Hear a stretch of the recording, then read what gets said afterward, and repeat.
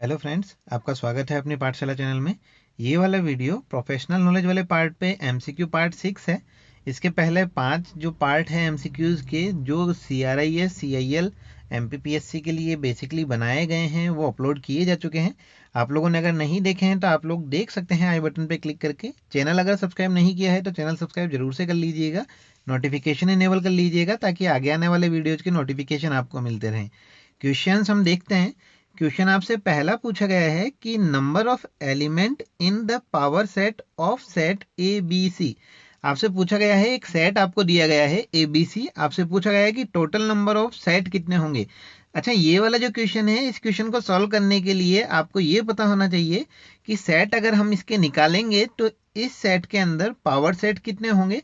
जैसे इसको ऐसे समझिएगा कि पावर सेट जो होता है वो सेट होता है ऑल सबसेट्स का। मतलब कि हमारे पास में जो वैल्यू है ए बी एंड सी, इसके अंदर टोटल नंबर ऑफ सबसेट कितने होंगे वो आपका आंसर निकल के आएगा पावर सेट। तो यहाँ पे अगर हम देखें तो हमारे पास में सबसेट कितने हैं। सबसे पहला जो हमारे पास निकल के आया वो है नल। सेकंड सबसेट कौन सा होगा हमारे पास में, ए। नेक्स्ट हमारे पास कौन सा होगा, बी। उसके बाद नेक्स्ट हमारे पास होगा सी। उसके बाद हमारे पास होगा कॉम्बिनेशन ए एंड बी का। नेक्स्ट जो होगा वो नेक्स्ट क्या होगा हमारे पास में, ए एंड सी का कॉम्बिनेशन। उसके बाद नेक्स्ट हमारे पास होगा बी एंड सी का कॉम्बिनेशन। सारे हमारे पास हो चुके हैं। सबसे लास्ट में हमारे पास कौन सा बचा, ए बी एंड सी, ये वाला सेट। तो यहाँ पे हम देखें तो हमने किया क्या कि इसके पावर सेट निकालने के लिए, कि नंबर ऑफ पावर सेट हमको निकालने, तो हमने किया क्या कि टोटल नंबर ऑफ सबसेट निकालनी है। टोटल नंबर ऑफ सबसेट निकालने के लिए हमने क्या देखा यहाँ पे कि जो भी सबसेट पॉसिबल हैं वो सारे सबसेट हमने यहाँ पे लिख लिए। तो टोटल अगर हम इनकी काउंटिंग करें तो हमको आंसर मिल जाएगा। टोटल यहाँ पे है 1 2 3 4 5 6 7 एंड 8। तो इसका आंसर क्या निकल के आया हमारे पास, 8। इस क्वेश्चन में ध्यान रखिएगा कि पावर सेट जब भी आपसे पूछा जाए तो पावर सेट होते हैं टोटल नंबर ऑफ सबसेट। तो यहाँ पे जो सेट है, इस सेट के अंदर टोटल नंबर ऑफ सबसेट जो होंगे वो आपके कहलाएंगे पावर सेट। नेक्स्ट क्वेश्चन हम देखते हैं।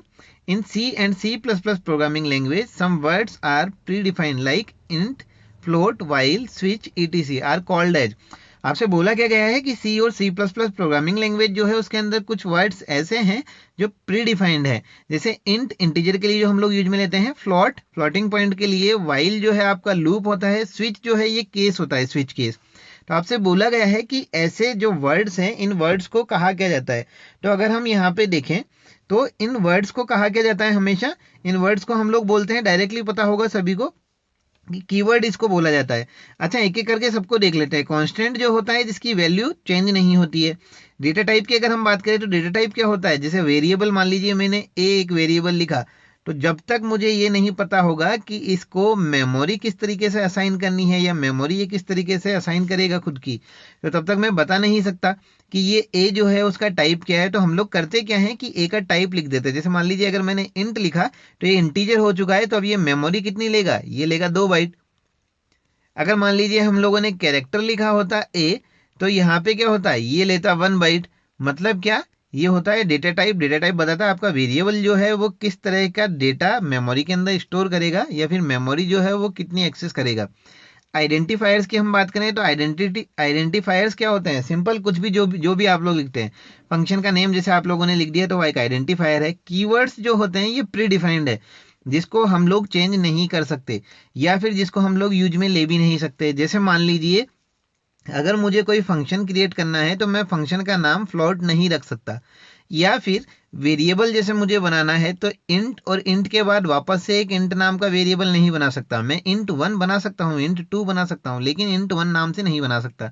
तो इस चीज को समझिएगा कि कीवर्ड क्या है आपके। कीवर्ड वो वैल्यूज है जो प्री डिफाइंड है और जिनको हम लोग यूज में एज इट इज दोबारा नहीं ले सकते। अगर उनकी जरूरत है तभी हम यूज में ले पाएंगे, हम अगर उनको खुद के अकॉर्डिंग यूज में लेना चाहें तो नहीं ले सकते।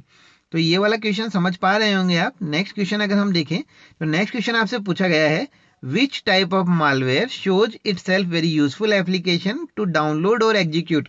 मतलब ऐसा कौन सा मालवेयर है जो खुद को काफी यूजफुल एप्लीकेशन बताता है, जिसको आप डाउनलोड करें या फिर एग्जीक्यूट करें, या फिर मतलब कि आप उसको रन करें। मालवेयर्स की अगर हम बात करें तो मालवेयर्स क्या होते हैं आपके? मालवेयर्स होते हैं दो पार्ट में डिवाइडेड है।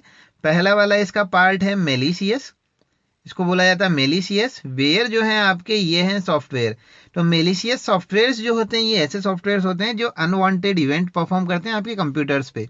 मतलब जो चीज़ आप एग्जीक्यूट नहीं करना चाह रहे होंगे या जो टास्क आप कंप्लीट नहीं करना चाह रहे होंगे, जो परफॉर्म आप नहीं करना चाहते, तो ऐसे अनवांटेड इवेंट जो है ये आपके कंप्यूटर पे परफॉर्म करते हैं।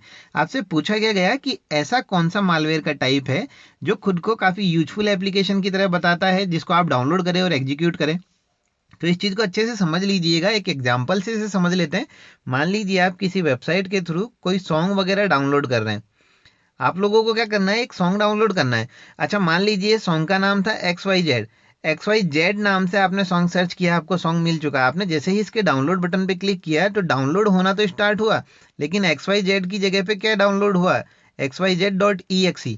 मतलब आपको जो सॉन्ग चाहिए था वो सॉन्ग कौन सा चाहिए था? XYZ.mp3। ये आपके सॉन्ग का एक्सटेंशन होना चाहिए था, लेकिन ये ना हो कि क्या स्टार्ट हो गया डाउनलोड XYZ.exe। अच्छा, ये जो डाउनलोड हो रहा है ये है आपका ट्रोजन हॉर्स। मतलब क्या कि आपको अभी इस XYZ फाइल की जरूरत थी, तो इसने किया क्या? खुद को इस नाम से चेंज कर लिया और यहाँ पे जो आप फाइल डाउनलोड कर रहे हैं वो .exe। जैसे आप इसको इंस्टॉल करेंगे तो ये काफ़ी सारे एक्टिविटीज आपके कंप्यूटर में कर सकता है, बैकडोर एंट्री प्रोवाइड करा सकता है। दूसरी चीज़ अगर हम देखें कि आपके कंप्यूटर के डेटा को चोरी कर सकता है, जो कॉन्फिडेंशियल इंफॉर्मेशन है उनको कॉपी कर सकता है किसी रिमोट लोकेशन पे।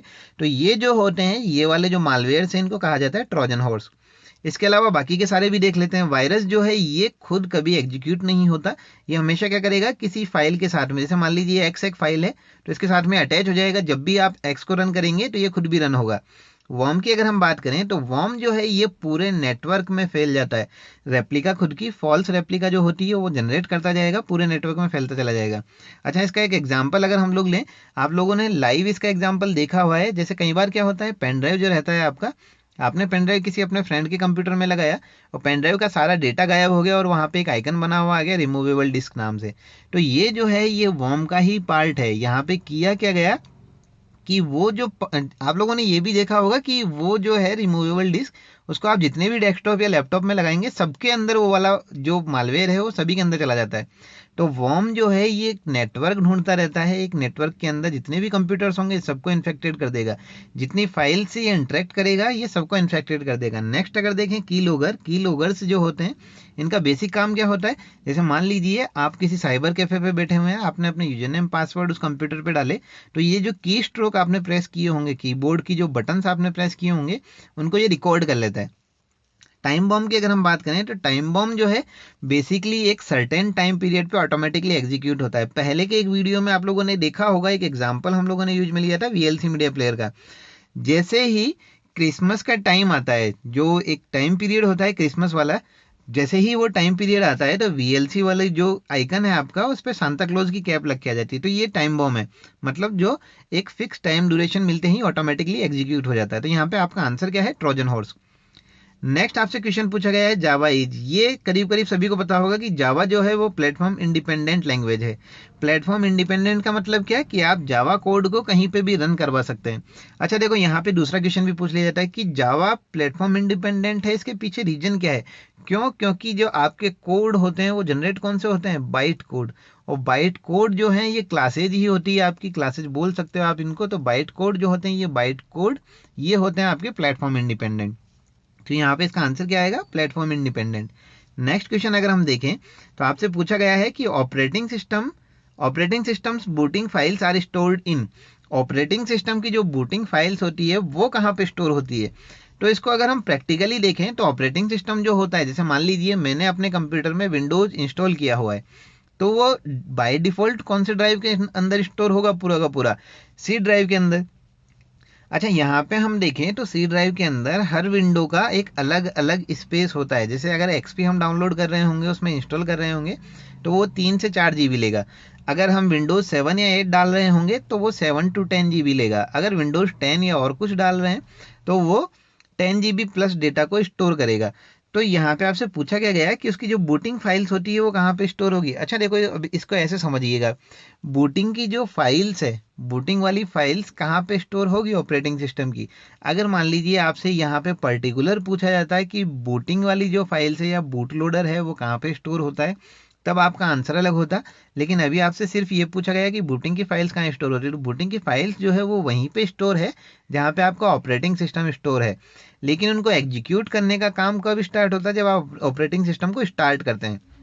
तो यहाँ पे आंसर देखें तो आंसर क्या निकल के आएगा, रैंडम एक्सेस मेमोरी इसका आंसर नहीं होगा। रैंडम एक्सेस मेमोरी कौन सी होती है आपकी, वोलेटाइल मेमोरी होती है, पावर जब तक रहेगा तब तक डेटा रहेगा इसके अंदर।